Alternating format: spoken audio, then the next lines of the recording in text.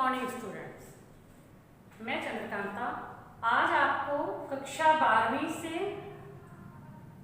हिंदी में पाठ नंबर 14 जिसका शीर्षक है पहलवान की ढोलक, उसके बारे में समझाऊंगी। जिसके लेखक हैं फणीश्वर नाथ रेणु। तो ये उनकी एक कहानी है, फणीश्वर नाथ रेणु जी की एक कहानी है। इसमें जो है बताया गया है कि कैसे व्यवस्था परिवर्तन के साथ साथ लोक कला तथा कलाकार जो है वो महत्वहीन हो जाते हैं, उनका कोई महत्व नहीं रहता। पहले जिन लोगों को बड़ा महत्व दिया जाता था, आजकल के ज़माने में जैसे जैसे समय बदल रहा है उनका महत्व कम होता जा रहा है। लोक कला के बारे में आज कोई व्यक्ति जो है नहीं जानना चाहता, और पुराने जो कलाकार हैं उन्हें भी कोई महत्व नहीं दिया जाता। तो इसके बारे में जो उन्होंने इस पाठ में बताया है। अब पहले गांव में महामारी, ये जिस जगह का वर्णन कर रहे हैं कि वो कहते हैं कि सुबह जाड़े के दिन थे, मतलब सर्दी का मौसम था, बहुत ज़्यादा सर्दी पड़ रही थी, अमावस्या की ठंडी और काली रात थी। गांव में मलेरिया और हैजा जैसी महामारी फैली हुई थी। लोग इस महामारी का शिकार हो गए थे। तो इसमें लोगों को जो है रात के समय में जो है हाहाकार की आवाज़ें आती थी, लोगों को उल्टियाँ होती थी, हाय हाय चिल्लाते रहते थे। और बच्चे भी जो थे बड़े कमज़ोर हो गए थे और माँ माँ कह करके चिल्लाते रहते थे। दूसरा पॉइंट इसका आता है ढोलक की आवाज़। तो इसमें जो है एक पहलवान है लुट्टन सिंह, जो ढोलक बजाता था। तो पूरी रात में वो ढोलक बजाता रहता था। उस ढोलक की आवाज़ को सुनकर के लोग थोड़ी देर के लिए अपने दुख को भूल जाते थे। जैसे होता है ना कई बार कि हम बहुत ज़्यादा दुखी हैं, लेकिन जो हमें अच्छा लगता है ऐसा काम होने लग जाए, जो गाना अच्छा लगता है वो गाना सुनने लग जाए, हम थोड़ी देर के लिए अपना दुख भूल जाते हैं। तो इसी तरह से ढोलक की आवाज़ सुन करके लोग जो है अपना दुख भूल जाते थे। जो मरणावस्था में थे वो लोग भी थोड़ी देर के लिए इस ढोलक की आवाज़ को सुनने में मग्न हो जाते थे और ये भूल जाते थे कि हम महामारी का शिकार हो रहे हैं। और बचपन, पहलवान का बचपन। अब जो है पहलवान जो लुट्टन सिंह इसका नाम है, तो ये बचपन में यानी 9 साल की उम्र में अनाथ हो गया था। इसके माता पिता की मृत्यु हो गई थी। तब इसकी शादी हुई तो इसकी विधवा सास ने ही इसका पालन पोषण किया था। और ये ढोलक की आवाज़ से ही जो इसने कुश्ती लड़ना सीखा था। ढोलक की आवाज़ में ना तक दिनादिन ता दिन चढ़ दिन चक दिन, तो ऐसे आवाज़ें निकालता था ढोलक पे और उसी के अनुसार कुश्ती लड़ता था। इस तरह से उस ढोलक की आवाज़ से इसने कुश्ती लड़ना सीखा और एक नामी पहलवान बन गया। अब आ जाता है पॉइंट है श्यामनगर में दंगल। अब श्यामनगर जो जगह का नाम है, तो वहाँ पर मशहूर पहलवान जो पंजाब का था, पंजाब का मशहूर पहलवान जिसका नाम था चांद सिंह, और उसके साथ कुश्ती लड़ने से बड़े बड़े पहलवान भी डरते थे। और उसने बहुत से नामी पहलवानों को हरा करके, मतलब कुश्ती में हरा दिया था और शेर का खिताब जीता था। लेकिन जब वो चांद सिंह लुट्टन सिंह के पास आया तो लुट्टन सिंह ने भी उसके साथ कुश्ती लड़ने का फैसला कर लिया। अब जो है चांद सिंह ने लुट्टन सिंह को फिर जो है ललकारा, तो लुट्टन सिंह ने जो है उसकी चुनौती को स्वीकार कर लिया और उसके साथ कुश्ती लड़ने को तैयार हो गया।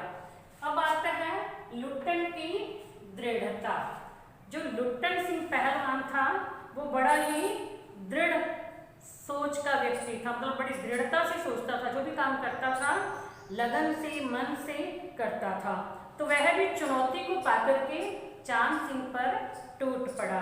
अब दर्शक जो थे वो चिल्लाने लगे, क्योंकि वो जानते थे कि चांद सिंह बड़ा नामी पहलवान है और इसने बड़े बड़े पहलवानों को हरा दिया है, तो लुट्टन सिंह इसके सामने क्या करेगा। क्योंकि लुट्टन सिंह ने तो कुश्ती कोई सीखी नहीं थी, कुश्ती के दाव पे सीखे भी किससे, ढोल से। तो ढोलक बजा करके तो उसने ये सीखा था, तो ये कैसे उससे लड़ेगा। लोगों ने सब बहुत कहा कि छोड़ दे, रहने दे, मत लड़, ये मरा, वो गया, ऐसे कर करके जो उसे कर रहे थे। और तब राजा साहब ने उसे बुला करके करके कहा कि ये ले 10 रुपए ले और मेला देखने चला जा, तू रहने दे, इसके साथ कुश्ती मत लड़। लेकिन ये अपनी बात पर दृढ़ रहा, अड़ा रहा। इसने जो है राजा साहब को भी मना कर दिया कि मैं नहीं छोड़ के जाऊंगा, और वो जो है उसके साथ कुश्ती लड़ने लगा। अब आ जाते कुश्ती का फिर आरंभ। जैसे ही कुश्ती का आरंभ हुआ तो कभी तो चांद सिंह ने इसको पकड़ के नीचे पटका, तो कभी लुट्टन सिंह ने चांद सिंह को पकड़ करके नीचे पटका। इस तरह से एक दूसरे को पटकते हुए जो है कुश्ती लड़ने लगे। अब जो ढोलक की आवाज आ रही थी, ढोल बज रहा था, तो जो है लुट्टन सिंह उस ढोलक के आवाज के अनुसार ही सारे दांव पेच लगा रहा था और कुश्ती लड़ रहा था। अब राजा के दरबार में जब कुश्ती लड़ते लड़ते क्या हुआ, जो लुट्टन सिंह था उसने चांद सिंह को हरा दिया। तब जो है उसे राजा के दरबार में लेकर के जाया गया। राजा के दरबार में राजा साहब ने उसे पुरस्कृत किया और उसे हमेशा के लिए अपने ही दरबार में रख लिया। और इसके जो है 2 बेटे भी थे, चांद सिंह के, लुट्टन सिंह के 2 बेटे थे, और वो भी जो है उसके साथ ही कुश्ती सीखते थे, उससे ही वो भी ढोलक की आवाज पे ही कुश्ती करते थे। तो वो भी वहाँ राजमहल में ही रह रहे थे। तो राज दरबार में जब वो रहने लगा तो वहाँ का एक दर्शनीय जीव बन गया था। दर्शनीय जीव यानी वो अपने दांव पेच, अपनी बॉडी को ऐसे दिखाता रहता था और लोग जो उसे देखने के लिए वहाँ आते थे, इकट्ठे हो जाते थे। तो इस प्रकार से लोग जो उसके दर्शन करने के लिए आते थे, वहाँ का एक दर्शनीय जीव बन करके वो रह गया था। और जब वो मेले में जाता था तो एक बच्चों की तरह खेलता हुआ, उछलता कूदता हुआ जाता था, मुंह में विसल लेकर के यानी सीटी बजाता हुआ वापस लौटता था। उसका बचपन जो है अभी तक भी नहीं गया था। इतना बड़ा पहलवान बन गया था, लेकिन हरकतें उसकी बचपन वाली ही होती थी। अब आ जाता है राज दरबार से हटना। अब राज दरबार में दोनों बेटे और खुद पहलवान तीनों का जो खाना पीना, क्योंकि इनकी खुराक भी बहुत अच्छी होती है, डाइट काफ़ी अच्छी होती है, तो ये बहुत खाते थे तीनों। जब राजा की मृत्यु हो गई तो विलायत में उनका राजा का बेटा जो राजकुमार वहाँ पढ़ता था वो आया वापस, और उसने क्या देखा कि ये तीनों तो पहलवान जो है बहुत खाते हैं, इससे तो जो है खर्चा भी बहुत ज़्यादा बढ़ गया है। तो उसने जो है इन तीनों को वहाँ से वापस भेज दिया, यानी हटा दिया। देखो ये बताया ना शुरू में कि व्यवस्था परिवर्तन के साथ लोग कलाकार तथा कलाकार महत्वहीन हो जाते हैं। अब जो राजा साहब ये लुट्टन सिंह पहलवान को इतना मान इज्जत देते थे, अपने पास रखते थे, जैसे ही उनका बेटा यानी राजकुमार आया उनकी मृत्यु के बाद, तो क्या किया, उसने इन्हें भेज दिया। उसने देखा कि इतना खर्च जो है राजकाज नहीं उठा पाएगा, मतलब राज्य का जो इतना खर्च है वो हम नहीं उठा पाएंगे, छोड़ो इसे जो है यहाँ से वापस भेज दो। तब क्या किया उस पहलवान ने, गांव वापसी। तब वो पहलवान अपने दोनों बेटों को लेकर के वापस अपने गांव में चला गया, और वहाँ पर जो है महामारी फैली हुई थी, यानी मलेरिया और हैजा जैसी भयंकर बीमारी फैली हुई थी, जिसकी चपेट में बड़े लोग आ गए थे। बहुत से लोग जो हैं उसकी चपेट में आ चुके थे उस महामारी की, और उससे बड़े परेशान थे। पूरी रात जो है वो कराहते रहते थे, उल्टियाँ करते रहते थे, हाय माँ चिल्लाते रहते थे। पहलवान की ढोलक, तो ऐसे समय में भी पहलवान जो है पूरी रात ढोलक बजाता रहता था। उस ढोलक की आवाज़ को सुनकर के गांव के लोग जो महामारी से ग्रस्त थे, उन्हें थोड़ा सा समय जो है वो अपने दुख को भूल जाते थे और उससे परे हट जाते थे। इस बीमारी को भूल करके उससे बाहर निकल जाते थे और ढोलक की आवाज़ को सुन करके खुश हो जाते थे। एक तो उस समय में उनके पहलवान के दोनों बेटे भी उस महामारी का शिकार हो गए। तब उन्होंने पहलवान से यानी अपने पिता से कहा कि पिताजी बाबा उठा पटक वाली ताल बजाओ। तब वो जो है वो वाली ताल सारी रात बजाता रहा, लेकिन जब सुबह उसने अंदर जाकर के देखा तो उसके दोनों बेटे जो हैं मृत अवस्था में पड़े थे, जिसे देख करके वो बहुत दुखी हो गया। तो उन दोनों को उठा करके वो ले गया और वहाँ जाकर के नदी में बहा आया, अपनी पीठ पर लादा ले गया और नदी में बहा के आ गया। उसके जो है पहलवान की अंतिम यात्रा।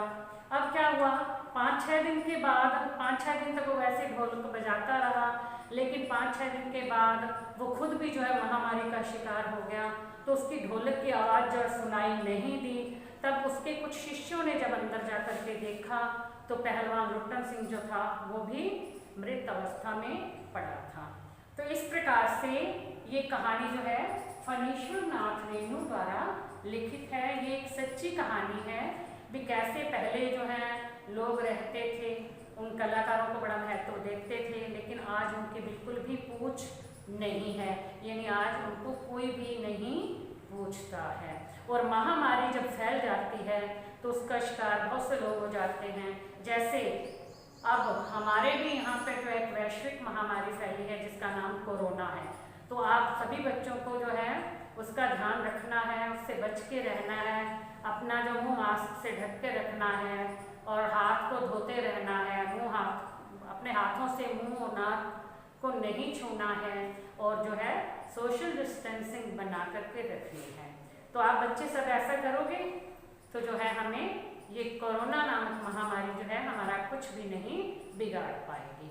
तो जो है आप सब इसी का बात का ध्यान रखना और इसी पाठ के जो प्रश्न उत्तर हैं वो मैं आपको अगली वीडियो में बताऊंगी। धन्यवाद।